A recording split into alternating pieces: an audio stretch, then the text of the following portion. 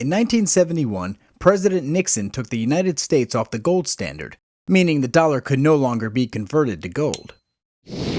Since then, the world has operated under a system of money called fiat currency.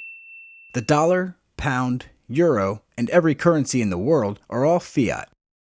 Fiat currency is paper currency that a government has declared to be legal tender but can't be redeemed for gold or silver.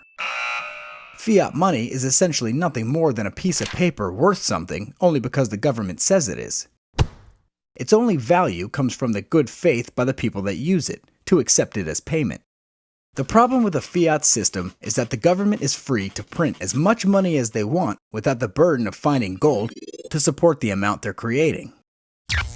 Thus, they can create billions out of thin air and pump it into circulation, making the money already out there worth less and less.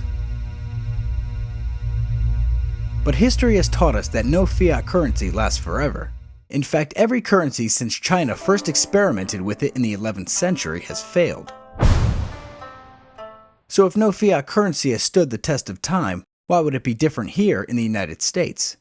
According to a study of 775 fiat currencies by dollardays.org, the average life expectancy for a fiat currency is 27 years. 599 of these are no longer in circulation.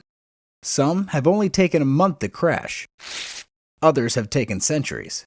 Here's how those currencies died. 20% of these failed through hyperinflation, a phenomenon where printing too much money leads to prices rising by 50% or more each month.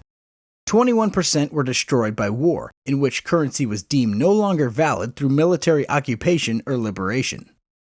12% of these were destroyed by independence, in which former colonial entities renamed or reformed their currency. 24% of these were reformed through monetary union such as the euro in 1999 or the creation of the US dollar in 1792. Finally, 23% of these are still alive, but they're all running quickly down the path to death. The two longest running currencies are British pound and the US dollar. But since its creation, the British pound has lost 99.5% of its value. As for the US dollar, from 1971 to 2008, the amount of dollars in circulation increased by 17 times.